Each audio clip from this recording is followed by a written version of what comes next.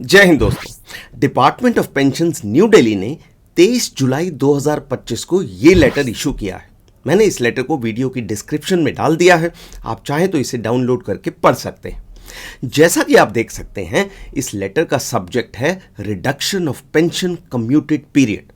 तो ये letter commutation के बारे में है, जो हम सब के लिए इंपॉर्टेंट है, चाहे वो सर्विंग सैनिक हैं या वो एक्स सर्विसमैन जिन्हें रिटायर हुए 15 साल से कम हुए हैं। तो चलिए इस लेटर में जो महत्वपूर्ण बातें लिखी हैं उनके बारे में जानते हैं। पहली बात जो लिखी है वो ये है कि 27 नवंबर 2024 को honourable Punjab and Haryana high court ने एक जजमेंट में कहा था कि कम्यूटेशन पीरियड को 15 साल से घटाकर 12 साल कर दिया जाए। जिन पेंशनर्स को रिटायर हुए 12 साल से ज्यादा हो गए हैं उनकी रिकवरीज को बंद कर दिया जाए। लेकिन इस लेटर में 3 और जजमेंट्स का भी जिक्र है। नंबर 1, ऑनरेबल सुप्रीम कोर्ट की 9 दिसंबर 1986 की जजमेंट 9 दिसंबर 1986। Number 2, honourable Delhi high court की 17 जनवरी 2019 की जजमेंट 17 जनवरी 2019। और नंबर 3, ऑनरेबल सुप्रीम कोर्ट की 15 अप्रैल 2019 की जजमेंट। इन तीनों जजमेंट्स में सुप्रीम कोर्ट और दिल्ली हाई कोर्ट ने कहा है कि पेंशन और कम्यूटेशन पॉलिसी मैटर्स हैं। ये मैटर्स सरकार और पे कमीशंस द्वारा डिसाइड किए जाते हैं, इनमें कोर्ट इंटरफेयर नहीं करेगा। तो इस लेटर के अंत में कहा गया है कि कोर्ट्स की जजमेंट से ये क्लियर है कि कम्यूटेशन पीरियड का डिसीजन गवर्नमेंट द्वारा लिया जाएगा और अभी के लिए ये पीरियड 15 साल ही रहेगा। कहने का अर्थ यह है कि honourable Punjab and Haryana high court की 2024 की जजमेंट मान्य नहीं होगी। लेकिन अच्छी बात यह है कि यूनियंस ने मांग रखी है कि कम्यूटेशन पीरियड के सब्जेक्ट को 8th पे कमीशन की टर्म्स ऑफ रेफरेंस में शामिल किया जाए। तो अभी के लिए इसमें कोई चेंज नहीं है। भविष्य में चेंज होगा या नहीं इसके बारे में कुछ कहा नहीं जा सकता। यह सरकार और 8th पे कमीशन पर निर्भर करेगा। तो ये तो हो गया लेटेस्ट लेटर। अब जल्दी से देख लेते हैं कि इस लेटर को मद्देनजर रखते हुए कम्यूटेशन करवाना चाहिए या नहीं। लेकिन उससे पहले मेरी ओर से एक रिक्वेस्ट, अगर आपको ये वीडियो पसंद आता है तो मेरे चैनल को सब्सक्राइब कीजिए और वीडियो को लाइक और हाइप कीजिए। अगर आप लाइक बटन दबाने के बाद हाइप बटन पर भी क्लिक करते हैं तो YouTube मेरे वीडियो और लोगों के पास भी भेजेगा। Thank you for your help. Great. तो पहली बात तो कम्यूटेशन का अर्थ है कि रिटायरमेंट के समय आप अपनी 50% तक की पेंशन के बदले सरकार से एक मोटी रकम इकट्ठे ले सकते हैं। सेना में मैक्सिमम लिमिट 50% है और गवर्नमेंट की बाकी ऑर्गेनाइजेशंस में यह लिमिट 40% है, यानी 40%। आप इस मैक्सिमम लिमिट यानी 50% से कम भी ले सकते हैं, यह आपकी मर्जी है। कम्यूटेशन अमाउंट की कैलकुलेशन कैसे की जाती है उसके बारे में आप मेरा ये वीडियो देख सकते हैं। इस वीडियो को छोटा रखने के लिए यहां आपको सिर्फ कम्यूटेशन अमाउंट बताऊंगा। बहरहाल अपना उदाहरण देता हूं। मैंने जब 7 सितंबर 2017 को प्रीमेच्योर रिटायरमेंट ली तब मेरी एज थी 44 ईयर्स 44 साल और मेरी बेसिक पे प्लस एमएसपी थे 1,69,000 1,69,000 रुपए। मेरी पेंशन बनी 84,500 रुपीज। मैंने उसमें से 50% पेंशन यानी 42,250 रुपए को कम्यूट करवा लिया। मुझे उसके बदले 45,73,000 45,73,000 रुपीज की रकम मिली। लेकिन अब 15 साल तक यानी 7 सितंबर 2032 तक मेरी पेंशन में से 42,250 रुपए हर महीने कटते रहेंगे। तो मैं ऐसा भी कह सकता हूं कि मैंने रिटायरमेंट के समय सरकार से 45,73,000 रुपीज का लोन लिया। उसके बदले में मैं 15 साल तक सरकार को हर महीने 42,250 रुपए की ईएमआई यानी किश्त देता रहूंगा। अब एक और केस लेते हैं। मान लीजिए मैं 36 साल की एज में रिटायर होता और मान लीजिए उस समय मेरी बेसिक पे प्लस एमएसपी होते 1,20,000 रुपए 1,20,000 रुपीज।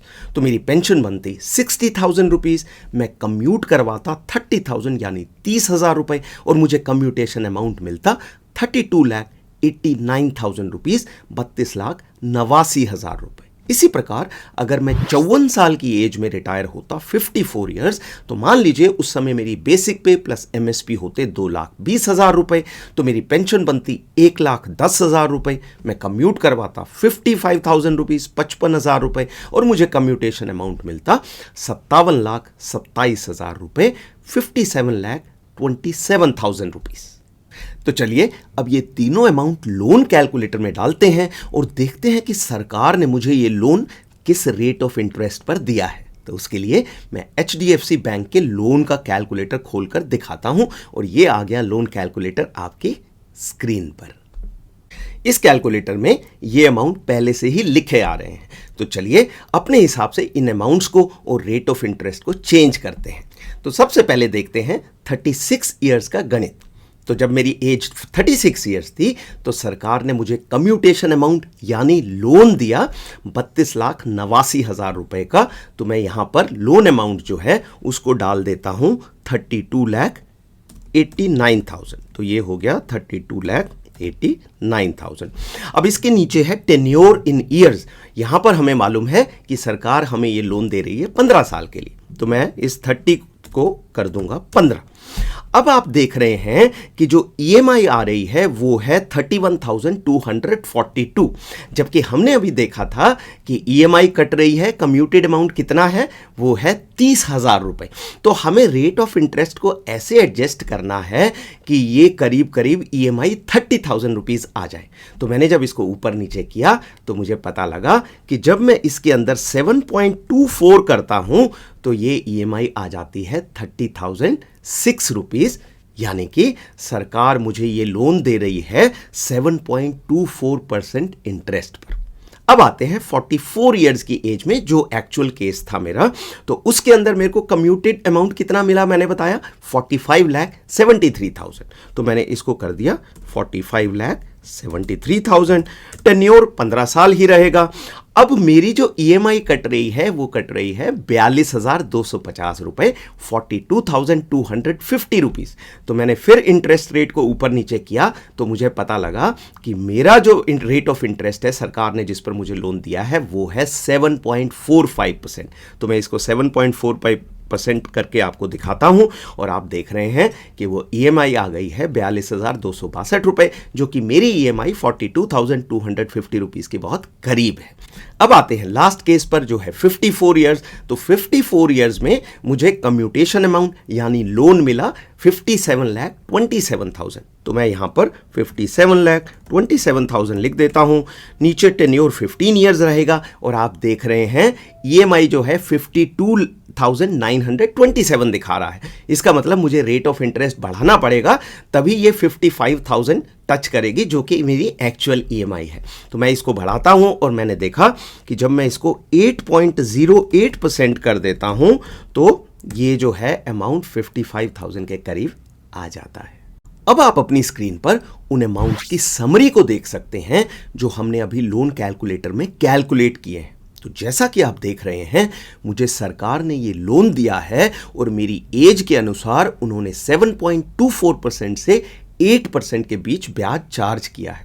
याद रखने वाली बात यह है कि बेसिक पे कितनी है उससे कोई फर्क नहीं पड़ता। रेट ऑफ इंटरेस्ट जो सरकार चार्ज करती है वो सबके लिए सेम है, चाहे वो लेफ्टिनेंट जनरल हो, चाहे लेफ्टिनेंट हो और चाहे हवलदार हो। रेट ऑफ इंटरेस्ट सिर्फ एक ही चीज पर निर्भर करता है और वो है एज, और ये एज के साथ बढ़ता चला जाता है। ग्रेट। तो अब सवाल आता है कि कम्यूटेशन करवाना चाहिए या नहीं। तो मेरा सुझाव है कि कम्यूटेशन करवाना चाहिए। मैं ऐसा 4 कारणों से कह रहा हूं। नंबर 1, अगर कम्यूटेशन पीरियड 15 साल भी रहता है तो भी हमें यह लोन 8% से नीचे ब्याज पर मिल रहा है। ये एक रीजनेबल रेट ऑफ इंटरेस्ट है और बाहर हम इतना इंटरेस्ट रेट आसानी से कमा सकते हैं।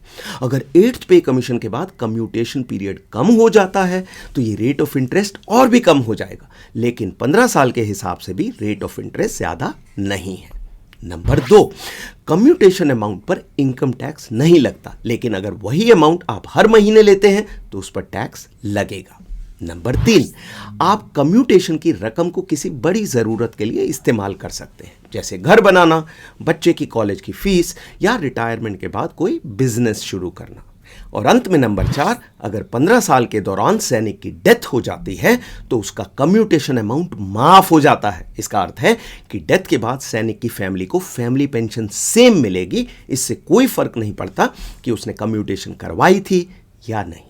तो निष्कर्ष ये है कि कम्यूटेशन करवाना केवल एक ही केस में फायदेमंद नहीं है, और वो केस है कि अगर आप श्योर नहीं हैं कि आप उस मोटी रकम को इस्तेमाल कैसे करेंगे, या आप पैसे के मामले में डिसिप्लिन नहीं हैं। ऐसे में अच्छा होगा कि आप अपनी पेंशन हर महीने लें और कम्यूट ना करवाएं। लेकिन बाकी सब लोगों के लिए पेंशन को कम्यूट करवाना फायदेमंद है। आज के लिए इतना ही। अगली बार तक अपना ख्याल रखें और स्वस्थ रहें।